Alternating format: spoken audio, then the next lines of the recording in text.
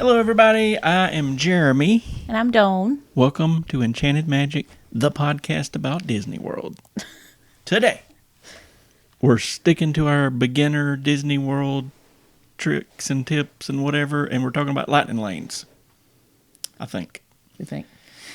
And lightning lanes confuse everybody, but are sometimes necessary to complete a successful trip. So we're going to talk about it. So what lightning lanes are, in case you're brand new, it is Disney World's skip the line service. So in other words, instead of getting into a line and there's an hour wait, you're going to pay some money. You're going to walk to the and you're front. going to go to the front, and you still may wait a couple minutes, but you're going to wait like 5 minutes instead of an hour or whatever the line is. So there's 3 different types of lightning lanes. The most common that people think of is the multi-pass, and that means you book multiple ones throughout the day, okay? It generally costs, it varies by day, it varies by park. You get on the My Disney Experience app, but let's just say Magic Kingdom averages about $30 a person per day. Then you got the individual lightning lanes, which are usually for the more busy attractions, roller coasters, that sort of thing. Let's just, for instance, say at Magic Kingdom, you don't want to wait an hour to ride the Seven Dwarfs Mine Train roller coaster, which is a good roller coaster. And it's about $15 a person, and that's just for that one ride per person. You know, so and we'll talk about other options in a little bit, but probably for us, most of the time, it's worth it. If you had a real big family, I could see where it might be too expensive. Third lightning lane is the new Premier Pass lightning lane. It is several $100s a person, but if you buy it for that particular park, so you buy it for like Magic Kingdom, if you're going there, and let's say it's $350 a person, you get to ride every lightning lane ride in the park without having to book times and all. You just walk up and ride scan it. We have not done this. I don't know that we will do this. Probably not. But I could see, let's say this is your once in 10-year Disney trip, and you know you're not going back for a long time, so you got a lot of money budgeted and you want to ride a lot of stuff, this would be the way to go. Sure. So that's that. But it's new. Supposedly people have booked it a lot, and it's different prices per park. So like Animal Kingdom's a lot cheaper than Magic Kingdom. I think Magic Kingdom's running $300 to $400, for one day per person. But in our case, I really haven't seen a need for it. No, not at all. So let's talk about when can you book these lightning lanes. If you're staying on property, you can book 1 week before you get there. So here's sort of the trickiness to it. At 7 a.m. 1 week before you get there, you can book them. So like on our last trip, 1 week beforehand, I was on my cell phone at 6:58 trying to get ready because it goes quick. Yeah. And there's certain ones that are harder to get than others. So like, but the trick is, if let's say you're staying for 2 weeks, 7 days before your first day, you can book all 2 weeks out. So like your first couple days may be harder to get these lanes for, but like the later dates, when we went on our 10-day trip and I booked like the 10th, 9th, and 10th days of lightning lanes, like I could get about anything I wanted because you're getting like the first. Like the first pick. Yeah.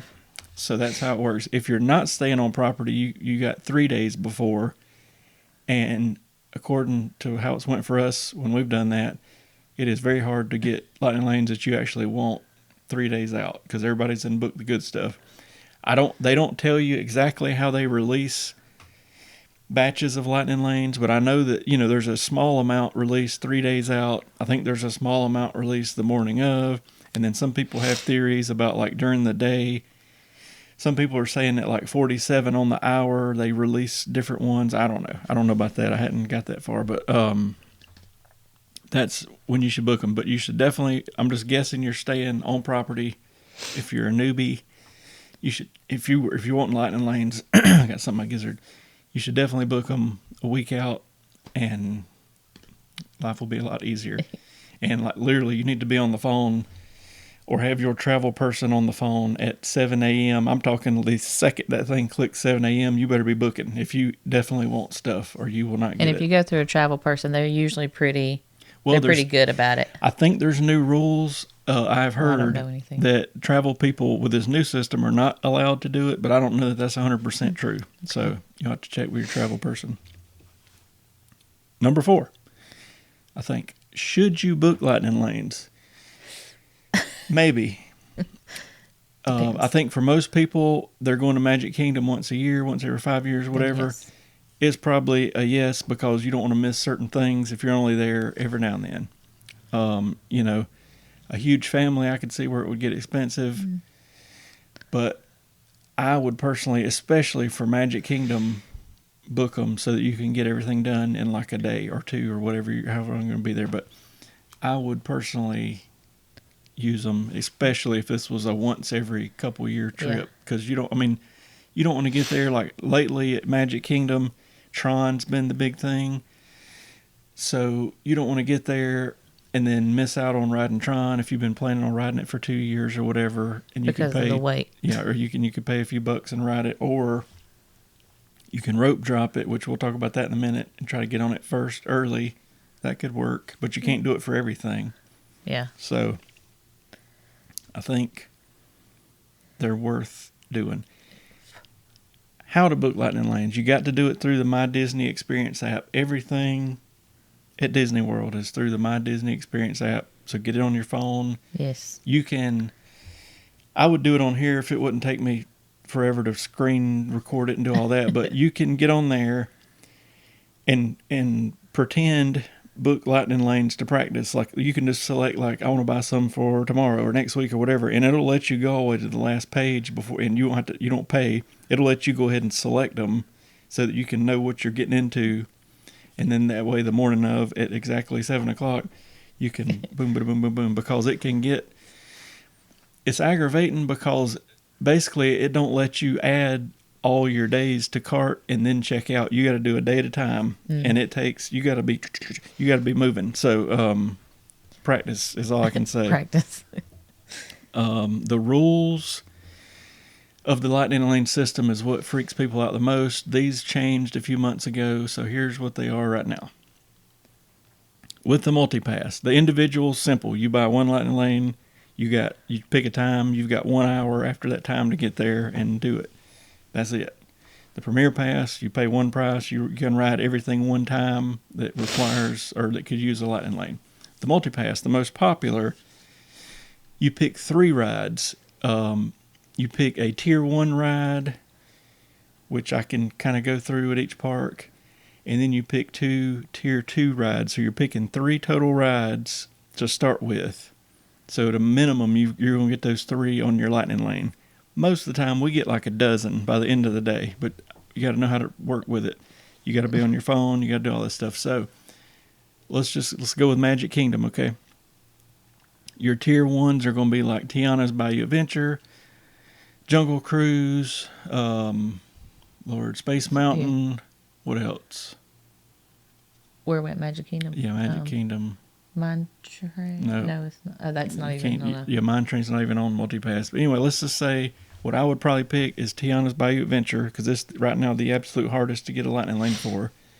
That's your Tier 1. Your Tier 2s are like all the other rides, like Space Ranger Spin, Peter Pan's Flight. No, actually Peter Pan's Flight is a Tier 1.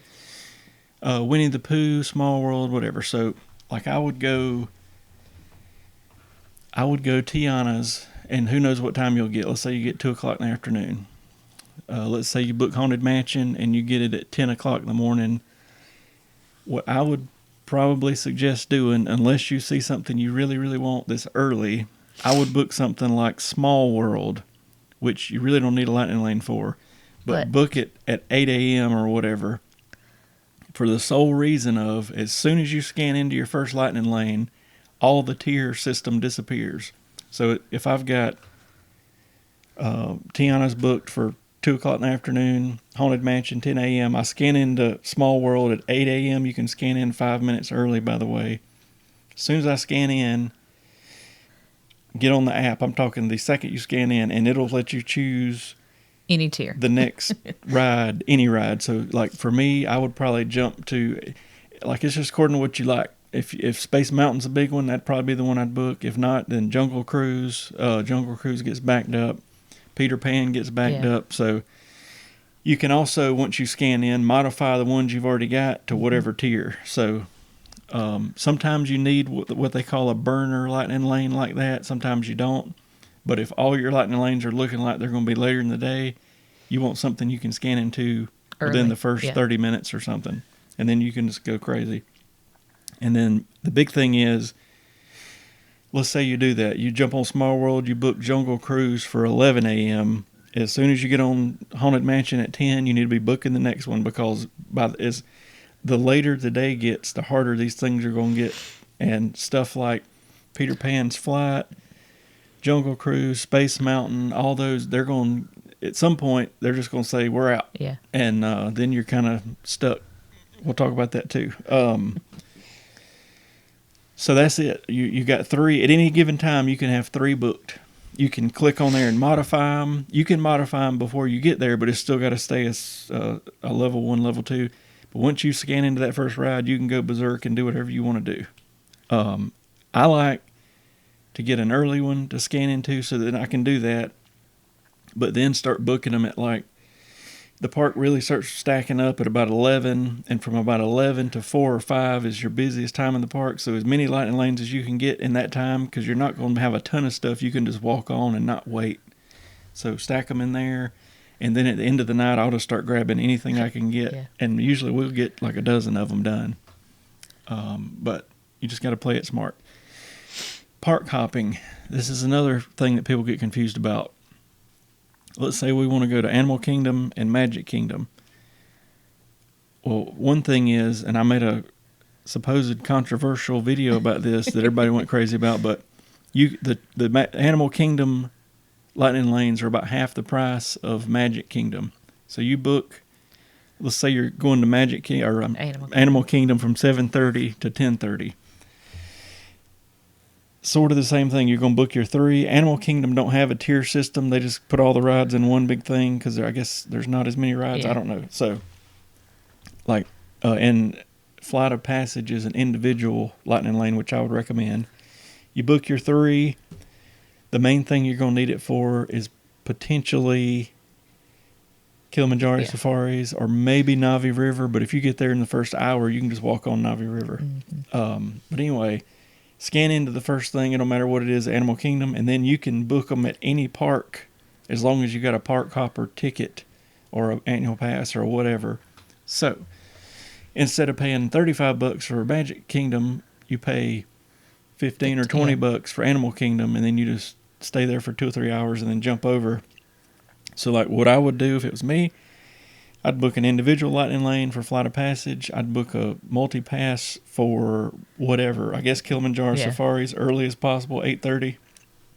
And as soon as I scan into Kilimanjaro Safaris, just cancel the rest of the Animal Kingdom lanes, move them all to Magic Kingdom, and you'll still get some pretty good stuff at that time because Magic Kingdom don't normally open till 8:30.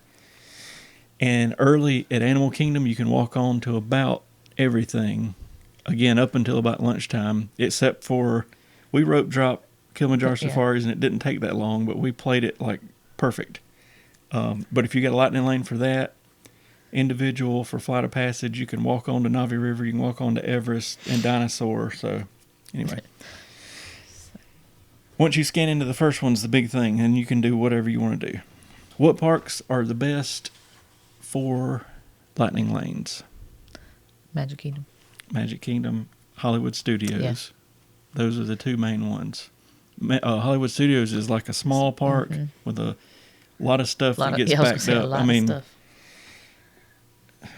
like Slinky Dog Dash is the worst. It'll get to 2 or 3 hours, but then not far behind it is like Rise of the Resistance. It'll get to 2 hours. Rock and Roller Coaster, Tower of Terror, all that will get back to Mickey and Minnie's Runaway Railway. All of it. You need them there. Yeah. Epcot right now, not necessarily. If you can get there early and get on 1 or 2 things, Test Track is still not open yet. But yeah, I mean, if it was me and I was penny pinching, Yeah. I would probably just buy the Guardians of the Galaxy individual lane at Epcot and try to rope drop everything else. Or at Epcot's weird because it's like almost two parks in one. Early in the morning, you can about jump on anything with the exception of Remy's and Frozen. Yeah.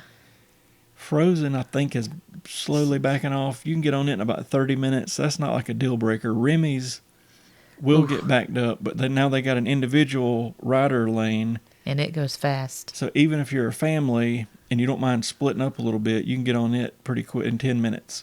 If you do mind splitting up, if you don't want to split up, then maybe you need the thing. But that would honestly be about the only ride I would be concerned about. Mm-hmm.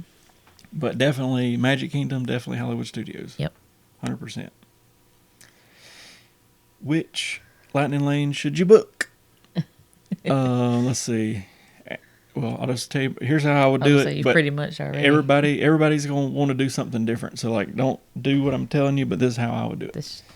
Magic Kingdom would be an individual Lightning Lane for either Tron or Seven Dwarves. I would rope drop one. I would have the individual for the other. And rope drop just means I'd be there when I can walk in. I'd get Tiana's is my number one. I'd get probably Winnie the Pooh, and I would get, if I could get it early enough, I'd get Haunted Mansion or Pirates. If I couldn't, then I'd just get like Small World and then be able to scan in and change it. Animal Kingdom, if you're just going there for the whole day, I would just buy the individual lane for Flight of Passage. And what we did last time, and this really worked. You rope drop Navi River. You could ride it twice if you wanted to. Walk over to Kilimanjaro Safaris. They usually let you in at about 8:15, 8:30 there. The park opens at 7:30. And when you get done with there, come back to your Lightning Lane for a flight. Mm-hmm. And then you can still go walk on Kilimanjaro or Expedition Everest and Dinosaur. Basically all the big rides. I was going to say, that's all the big rides. Epcot, I'd buy the individual for Rise of the Resistance. And probably leave it at that. If it was like a once in a lifetime trip type thing, then get Epcot. Yeah. What about Epcot? You said Rise of the Resistance. I mean, Guardians of the Galaxy. Oh, okay, I was like, wait a second, we're at the Guardians.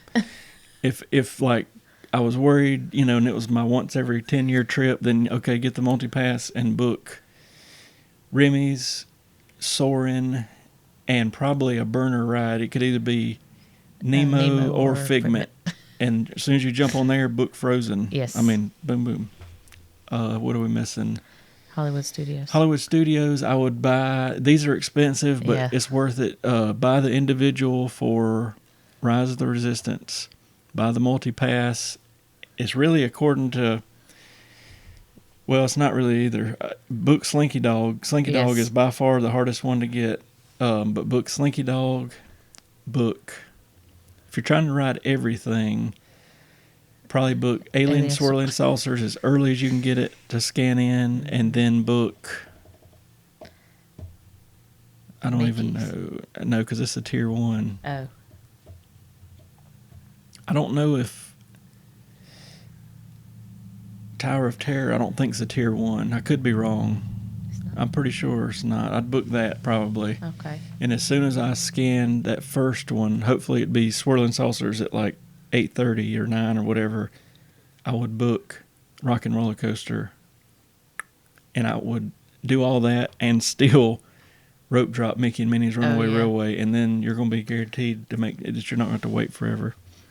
Smuggler's Run can get real low on the wait time. I've seen it even at busy times get down to 20, 30 minutes. So, like, use a Lightning Lane for it, but don't put it ahead of Slinky or Mickey's or anything. So, and that's just us.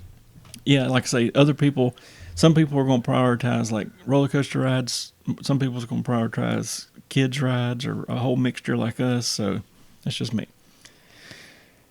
And I know I'm not talking a lot because I don't really do our Lightning Lanes, but... Rope drop strategies. So parks, if you're staying at the resort, let's say you're staying at All Star Sports. Magic Kingdom typically opens right now at like 9 o'clock. But you can get in at 8:30. You can rope drop at 8:30. You need to be there at about 7:45 or 8. and I can guarantee you can get on one or two rides before the regular park guests get in a matter of minutes. I've got Even on, with a kid. Yeah, even with a kid. I've got on Seven Dwarfs Mine Train in 5 minutes.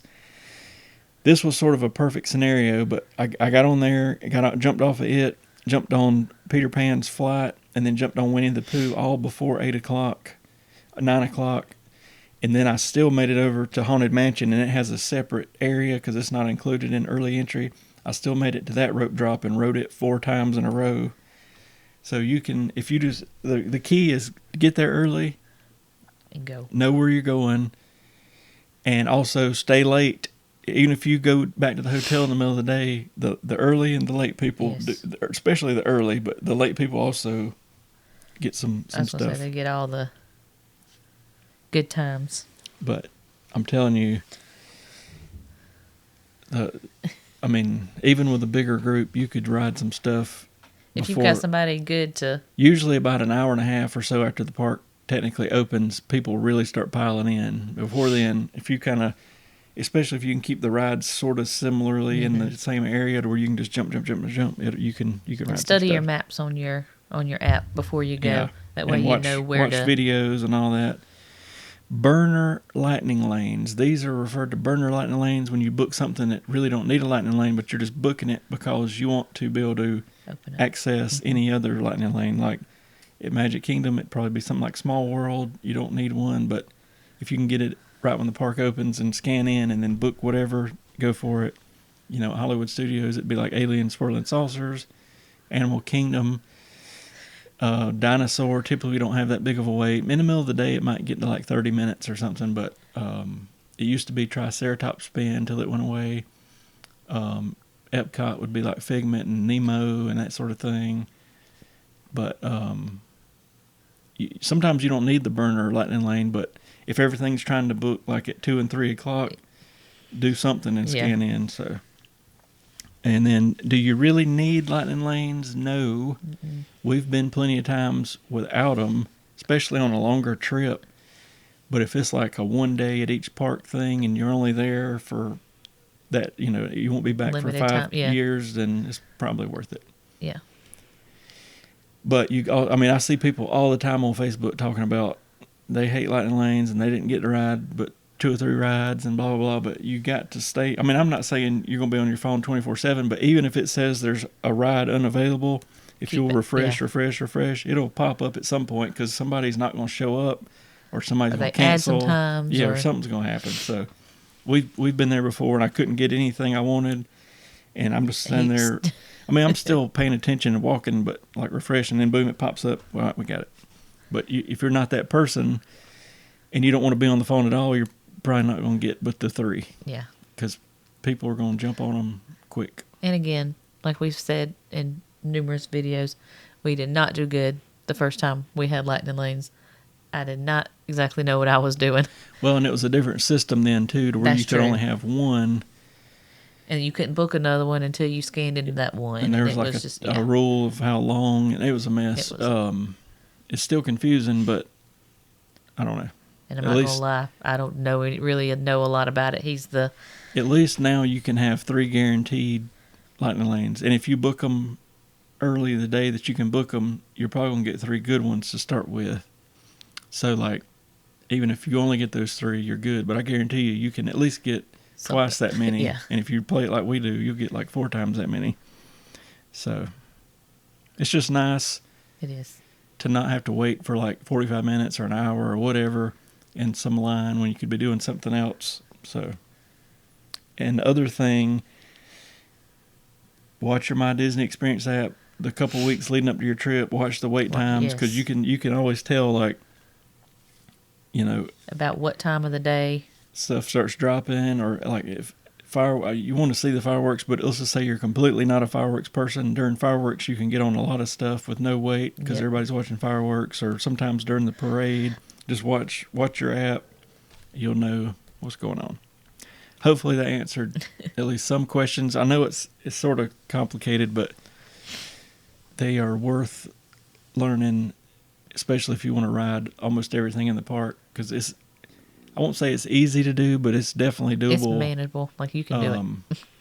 So that's it. That's in a nutshell. We'll stick with our beginner series for the next several weeks. People have asked about transportation and hotels and all kind of stuff. So thank y'all for watching. We'll be live on Thursday night. I got some cool videos coming out this week. One is a Coronado Springs walkthrough from our last trip, and we still got a couple more park days of stuff for me to put together. So check those out. Subscribe, hit the like button, and we'll see y'all on the live feed Thursday. Bye. See ya.